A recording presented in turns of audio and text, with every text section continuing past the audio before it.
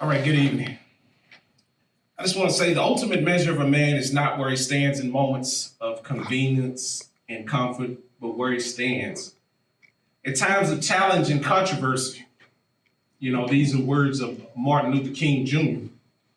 And these hollowed words that he spoke, they can apply to almost any situation or any individual. 1865, the Civil War ended.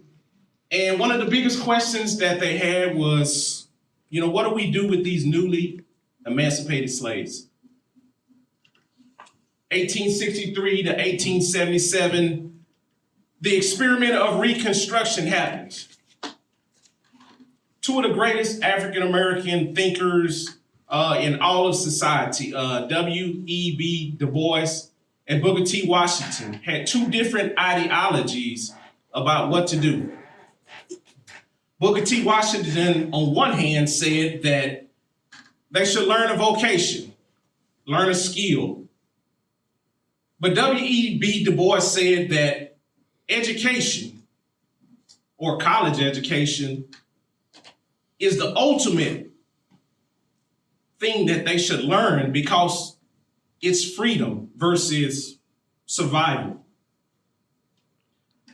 Similarly, we can look at system-impacted individuals, and they're often faced with the same dilemma as emancipated slaves. You might be looking at me, what am I talking about? Well, I'm talking about reentry. And Dr. Warren and also Dr. Banyan, they also came at it.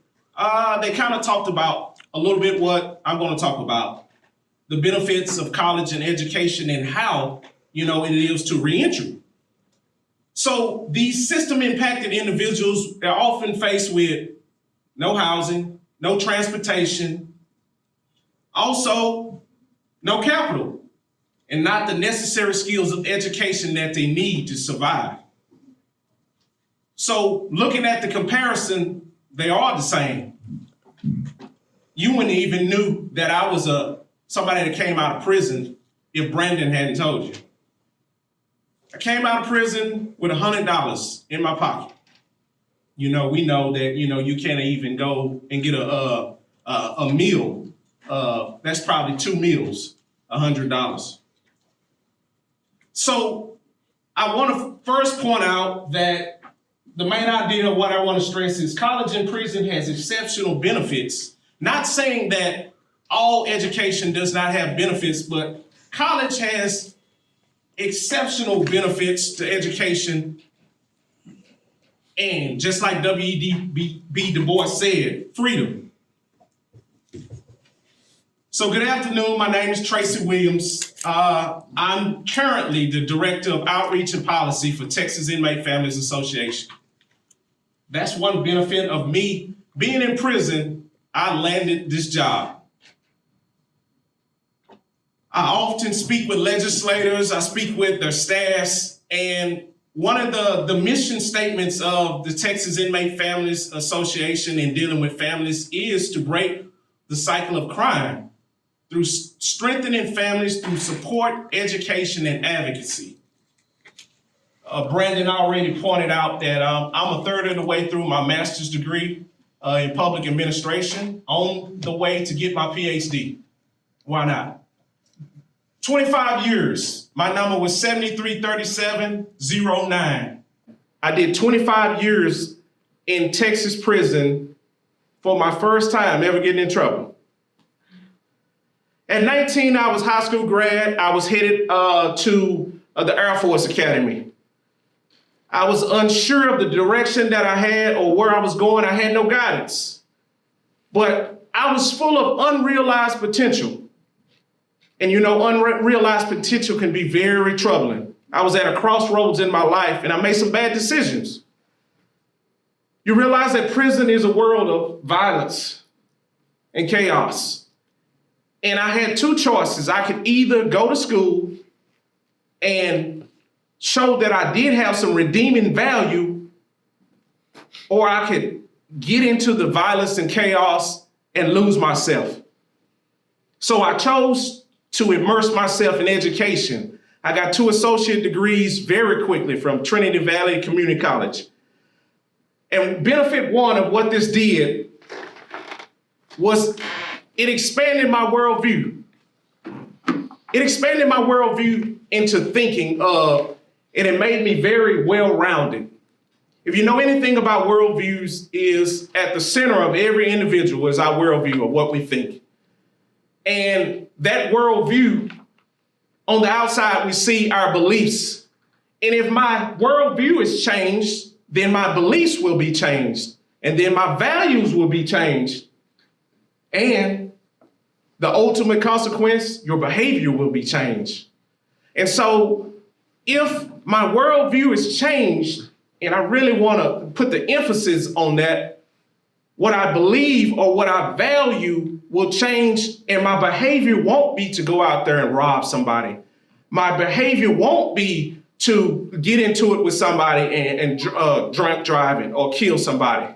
And so that's what one of the extended benefits of education, what it did. It made me see that I had more potential to be able to go out in free society and be a contribution to society. So my values and my behavior ultimately changed, and the cost or the benefit analysis far outweighed, the benefits of crime. The cost of consequences of crime far outweighs the benefits. So most convicts reoffend because their worldview has not changed. And Dr. Banyan pointed out that people's thinking don't go beyond their street corner. And if they don't go beyond their street corner or their block or the neighborhood or the city they live in, that's all they know. And so most of the time when someone is coming back out to society, if their worldview hasn't expanded, they're going to go back to what they know. So another byproduct of earning the associate's degree in my mindset expanding was the introduction of critical thinking. And all education has aspects now of critical thinking. And critical thinking, just imagine getting out after 25 years, some people 10, 20, 30 years in prison. I'm telling you, I was frustrated the very start of trying to pay for gas with a debit card. So every day people have frustrations. So what education did, the second benefit was it helped my decision making. It helped my problem solving skills. And that critical thinking aspect helped me be able to, grasp things, and deal with problems. Because most of the time, this is where individuals that are re-entering the society fail, is their decision making.